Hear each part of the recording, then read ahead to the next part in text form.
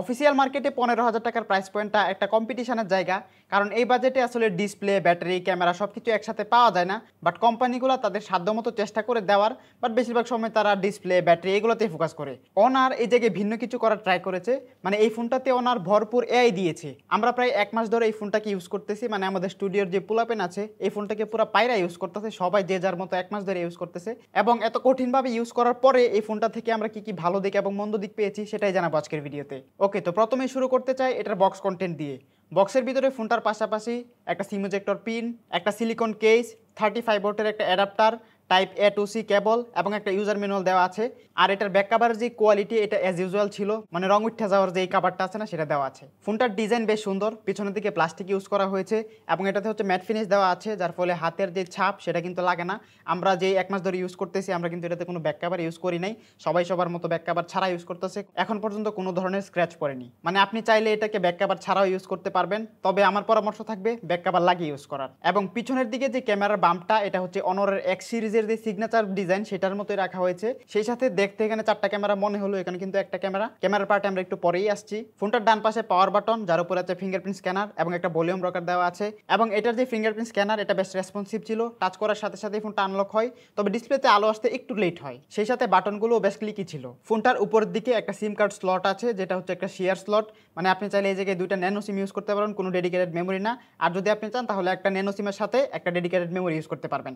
এই জায়গায় যদি 2টা ন্যানো সিমের সাথে একটা ডেডিকেটেড মেমোরি কার্ড ইউজ করা যেত তাহলে কিন্তু জিনিসটা আরো ভালো হতো। সেই সাথে উপরের দিকে একটা সেকেন্ডারি নয়েজ ক্যান্সেলেশন মাইক আছে। ফোনটার বাম পাশে একটা ডেডিকেটেড এআই বাটন আছে, যেটাতে যদি আপনি ক্লিক করেন তাহলে বেশ কিছু এআই ফিচার আপনি এনজয় করতে পারবেন। মানে শর্টকাট হিসাবে আপনি জাস্ট ক্লিক করবেন এবং যে এআই ফিচারগুলো আছে এগুলো আপনার সামনে আসবে এবং আপনি কুইকলি অ্যাক্সেস করতে পারবেন। সেই সাথে এটা কিন্তু কাস্টমাইজেবল, আপনি চাইলে আরো অন্য কিছু কিন্তু এই জায়গায় অ্যাড করতে পারবেন। ফোনটার নিচের দিকে 3.5 millimetre audio Jack, primary microphone, USB Type-C charging port এবং একটা সিঙ্গেল বটম ফায়ারিং স্পিকার আছে, যেটার কোয়ালিটি আমার কাছে অ্যাভারেজ মনে হয়েছে।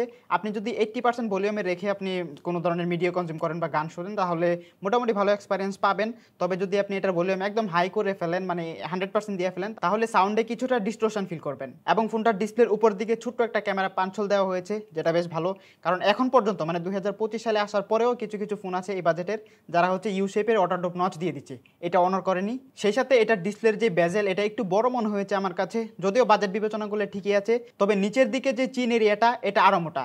এই জায়গায় যদি ডিসপ্লের বেজেল এবং চিনটা একটু ন্যারো করা যেত তাহলে কিন্তু ডিসপ্লেটাকে দেখতে আরো অনেক সুন্দর লাগতো। আর আমাদের হাতে যে কালারটা আছে এটার নাম হচ্ছে ওসিয়ান সায়ান। এটা বাদেও এই ফোনের আরো 2টা কালার ভেরিয়েন্ট আছে, একটা নাম হচ্ছে মিডনাইট ব্ল্যাক আর একটা মনে হয় কি জানি, আপনারা একটু দেখে নিয়েন। তবে আমি ওয়েবসাইটে যা দেখলাম 3টা কালারই সুন্দর। আর এই ফোনটার ওজন হচ্ছে 199 গ্রাম এবং এটার থিকনেস হচ্ছে 8.39 মিলিমিটার। নাও এই ফোনটাকে ইউজ করতে গিয়ে আমরা কোনো প্রবলেম ফেস করিনি, ওয়েট ডিস্ট্রিবিউশনও ঠিকঠাক ছিল, এক হাতেও খুব কমফোর্টেবল ইউজ করা যায়। সেই সাথে এই ফোনটাতে IP64 water and dust resistance আছে।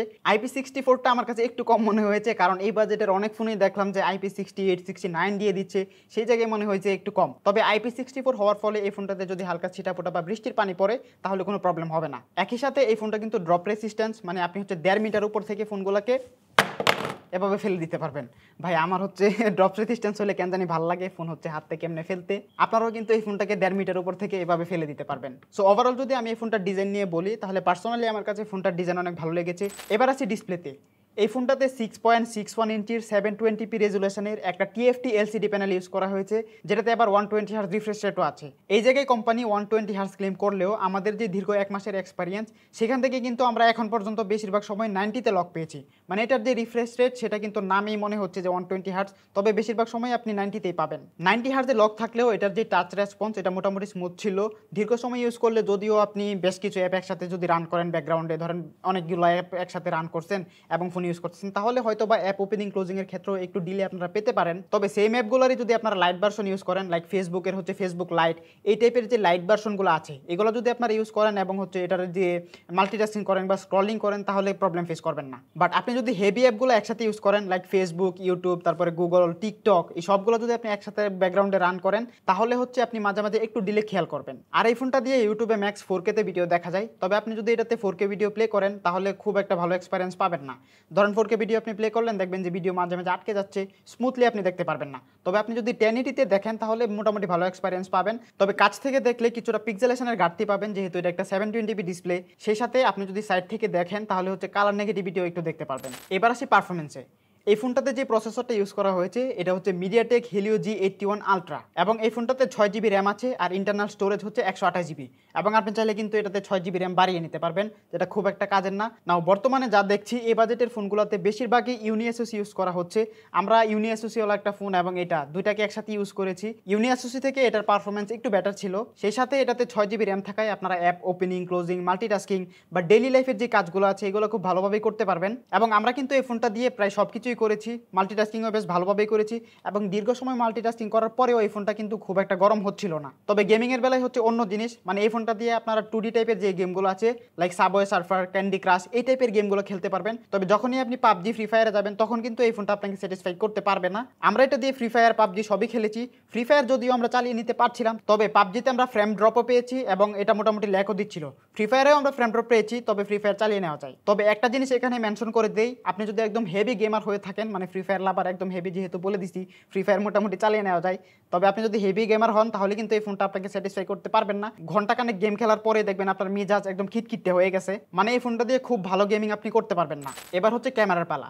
শুরুতে যেটা বললাম, এটার পিছনে দেখতে 4টা ক্যামেরা মনে হলেও এখানে কিন্তু মূলত একটাই ক্যামেরা, যেটা হচ্ছে 50 মেগাপিক্সেলের এবং এটা সামনের দিকে একটা 5 মেগাপিক্সেলের ক্যামেরা দেওয়া হয়েছে।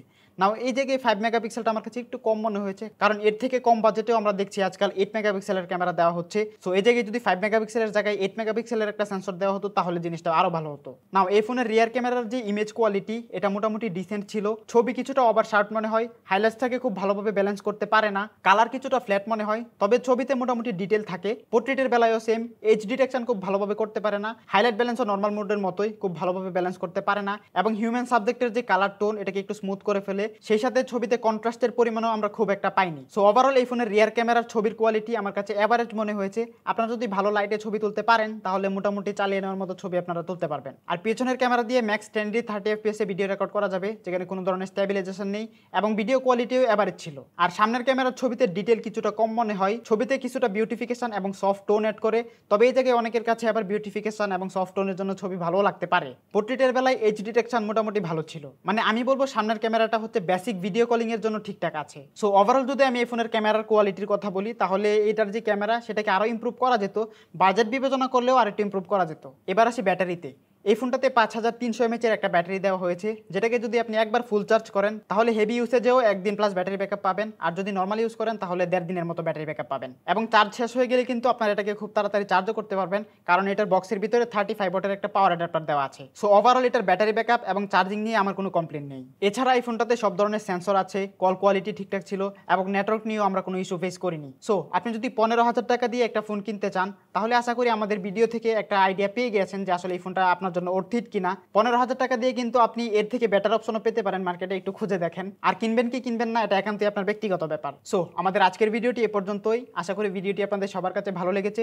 ভিডিওটি ভালো লাগলে ভিডিওতে একটা লাইক দিবেন, কমেন্ট করে জানাবেন কেমন লাগলো, আপনার ফ্রেন্ডদের সাথে ভিডিওটি অবশ্যই শেয়ার করবেন। আর ফাইনালি আপনাদের কাছে একটাই রিকোয়েস্ট, আপনি যদি এই চ্যানেলে নতুন হয়ে থাকেন তাহলে প্লিজ চ্যানেলটিকে সাবস্ক্রাইব করবেন, একই সাথে আমাদের ফেসবুক পেজটিকেও ফলো দিয়ে রাখবেন। দেখা হবে পরবর্তী ভিডিওতে। ভালো থাকবেন সবাই। আসসালামু আলাইকুম।